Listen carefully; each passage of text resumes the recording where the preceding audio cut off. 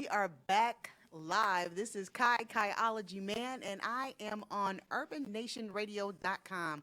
We are broadcasting live from Truth Bookstore. We are in the community room of knowledge, and I'm excited because I have here with me Professor Griggs, Professor Michael Griggs. How are you doing? I'm fine. How are you? Awesome. I am doing awesome.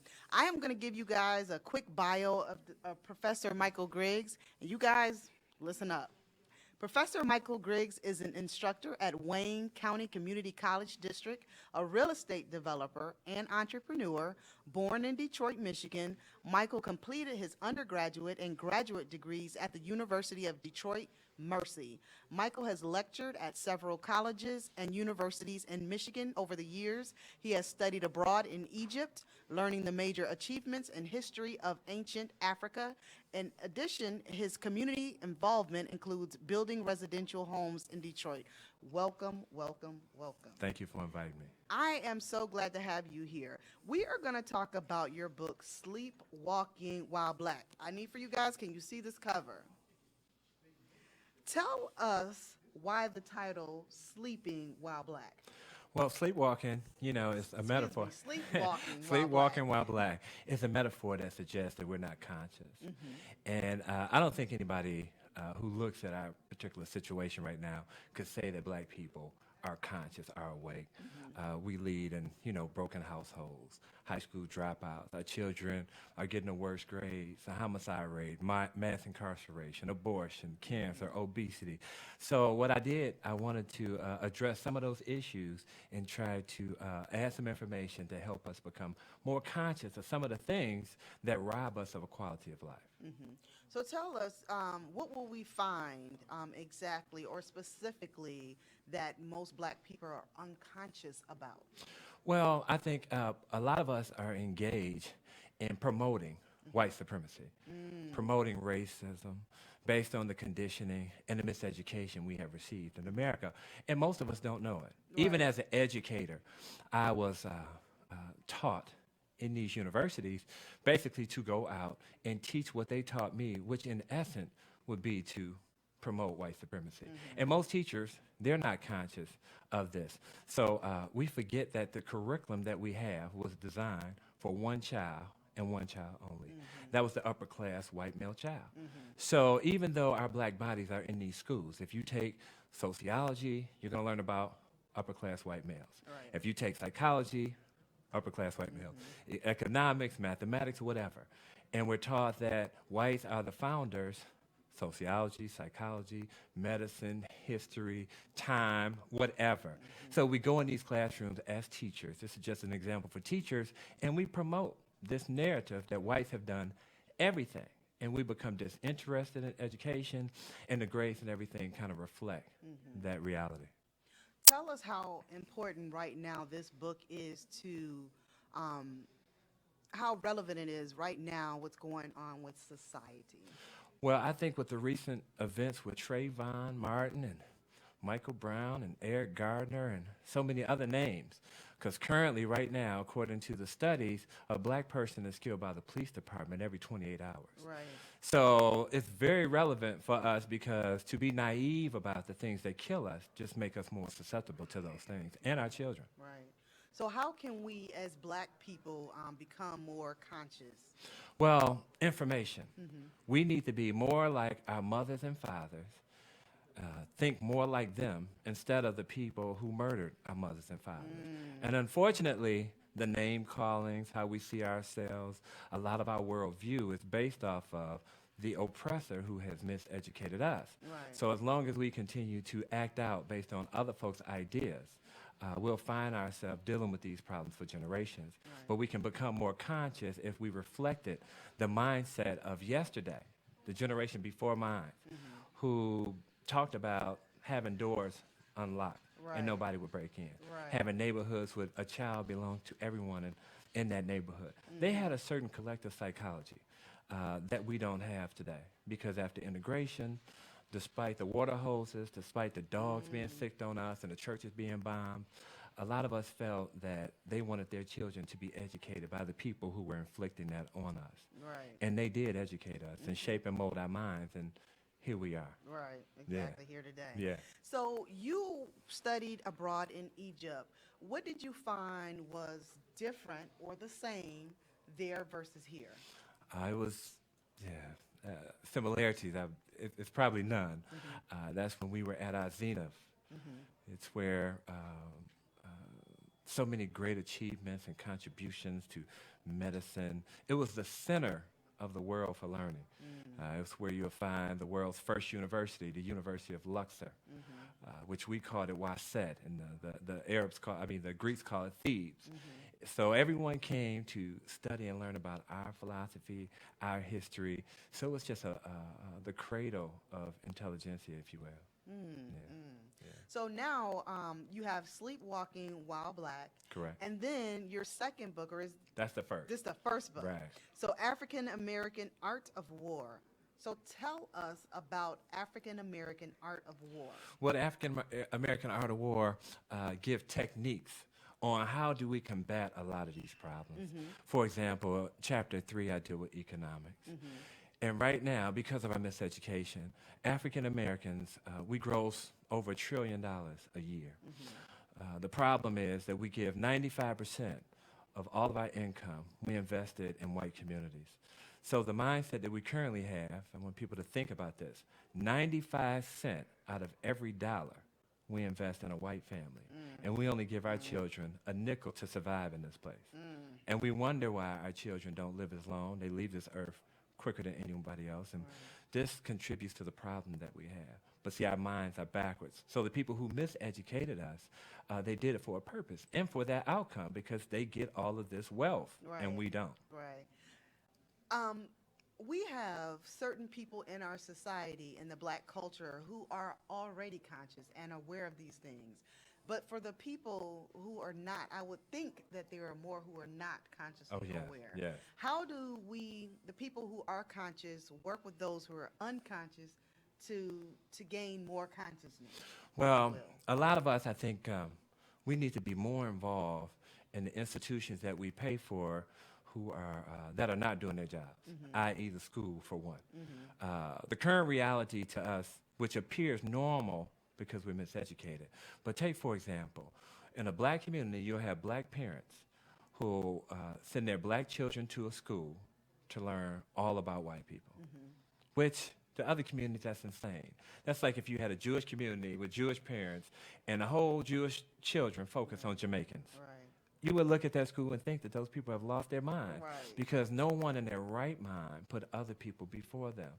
So if we do not, the conscious people, if we don't get engaged in education, the information that our children are learning on a daily basis, again, we will find ourselves dealing with some children who have some very anti-thoughts about themselves, internalized racism. So the conscious folks need to be involved at every aspect, but education is extremely important because black, white, or brown, we all know that the public schools aren't doing their job. Right. So our job is, what are we going to do about it? Right. Do we just sacrifice another generation and just watch them go down the tank? Or do we get involved and say, hey, I'm paying for this institution. I want our mothers and our fathers' psychology to be present in this curriculum. Because, again, no one in their right mind put their mothers and fathers second to anyone. Right. And we're currently doing that, which suggests we are sleepwalking while black. Right. Yeah. All right. How hard was it when you published? Did you self-publish or? Yes. How hard was it to publish your work? Well, today, thanks to technology and everything, it's not that difficult. And I love reading and writing, so that made it easier. I had a lot to say because I've been studying us for over 20 years. From here, I teach at Wayne County black politics, black history. I teach black psychology.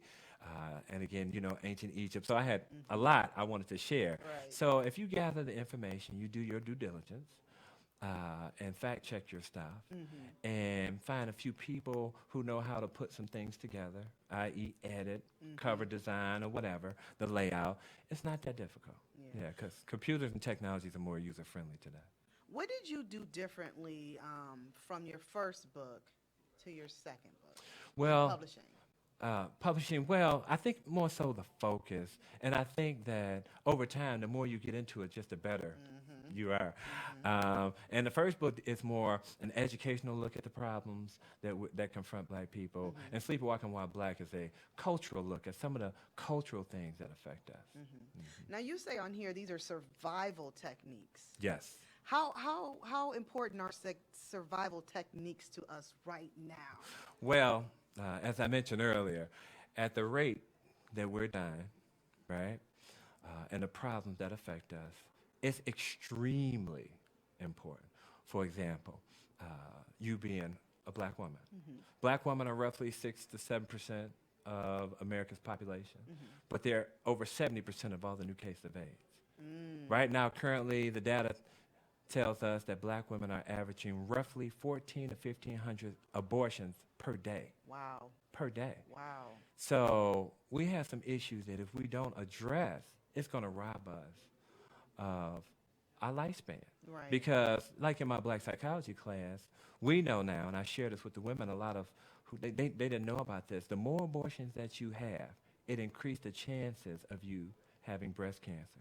We lead in abortions and we lead in breast cancer. Right. So some of these things, if we don't deal with, we won't live long. Wow, and that's deep. Yeah. That's deep.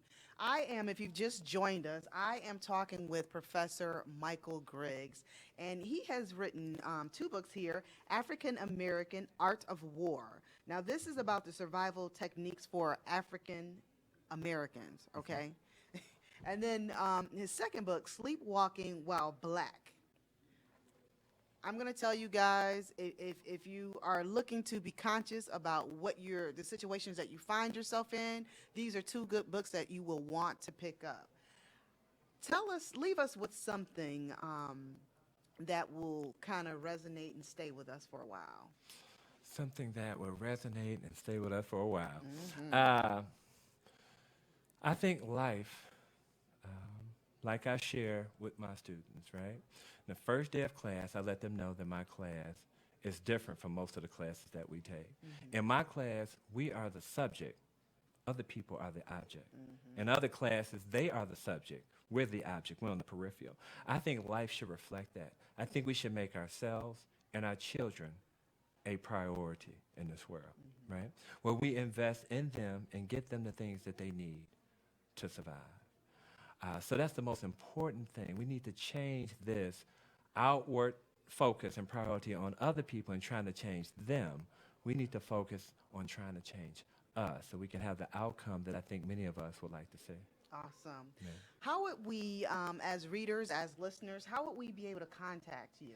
Well, I have a website, michaelagriggs.com. And there you can see and learn some information. And also there's an email tab that if you wanted to email me and contact me, you can do so. Awesome. Yeah, any questions that you have, I'm open to it because I like educating. Awesome. So are we able to contact you via social media? Yeah, on Facebook. On Facebook. Yeah, just under my name, Michael Griggs, via Facebook. At the college, if you wanted to take a journey down the black mind and take a black psychology class, I'm open for students to come and do that. So I'm open. Awesome. Yeah. Awesome. We are talking with Professor Michael Griggs about his book, Sleepwalking While Black, and also African American Art of War. We're going to take a quick break, and we'll be right back with you. Don't go anywhere. This is Kaiology Mann on UrbanNationRadio.com.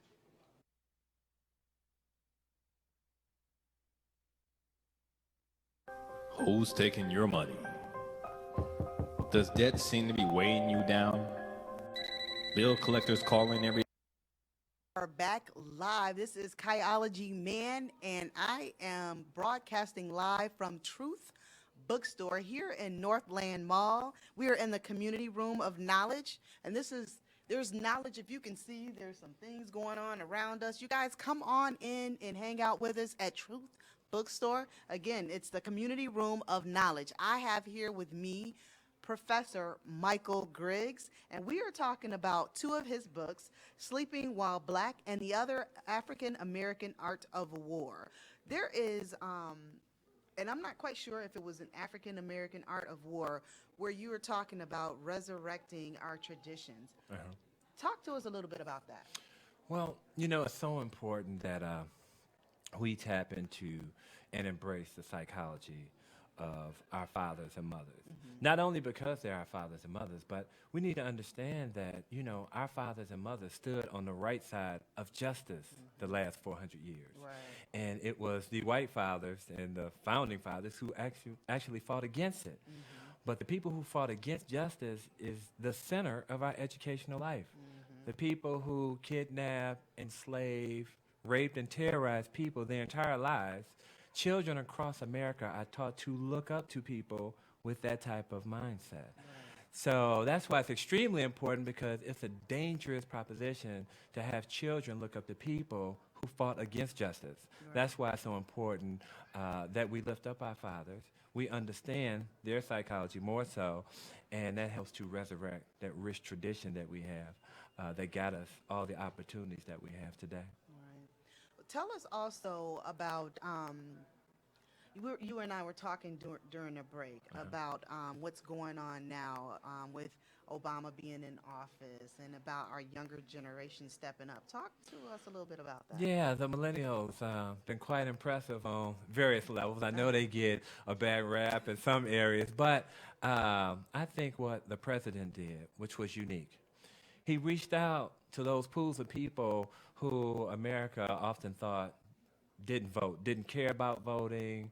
And, he met with Jay-Z, he met with Beyonce, Kanye West, and Sean Puffy Combs, and he tried to inspire them to get involved in politics, which he did. And a lot of them was running around, vote or die trying. And young people, the last two presidential elections, helped to break records, especially in the African-American community. They came out in droves. High school graduation rates among young people is up. We have historical lows of crime now participated by young people. Gang violence is down. Even violence in the penitentiary is down today. So, Wow. yeah. Now that says a lot. It does, That because says a lot. now the data tells us we have more people going to prison who are non-violent offenders. They're not necessarily violent people, but they're using criminal ways to obtain legal goods, you see, but not violence. So you see a different mindset among a lot of young people today. We still have a long way to go, but at least we see the change that we were hoping for. Tell us some things that we should really strive for. Well, I have a bias because I'm a big fan of learning and knowledge. So that's the most important thing, because every action we do is predicated on the ideas that we have been taught. So if we can change old ideas with new ideas, then that can change the behavior. Right. So it's extremely important that we become more literate, more learned, that we write more. You see, each of us have a voice and a story to tell that can possibly inspire somebody to make the change. Right. So education to me is key. And it was to Malcolm, and it was to Martin and W. Du Bois, and the whole, that rich history. Our leaders, they felt that was our passport to helping to make the change that we need. Right. Yeah. Well, I thank you very much for coming on the show and Thank talking you. with us. I appreciate you wholeheartedly. Make sure that you guys go and pick up Sleepwalking While Black and also African American Art of War. You can get it at Truth Bookstore. And where else can we get your book? Truth Bookstore, the African American Museum, and Amazon. Yeah, Amazon.com. Awesome. Thank you so much again. Thank you. We appreciate you taking the time out and No gracing us problem. with your presence. We're going to take another quick break, and we'll be on with another author. Thank you so much. Hold on. This is Kaiology Mann for UrbanNationRadio.com. Thank you. Hey,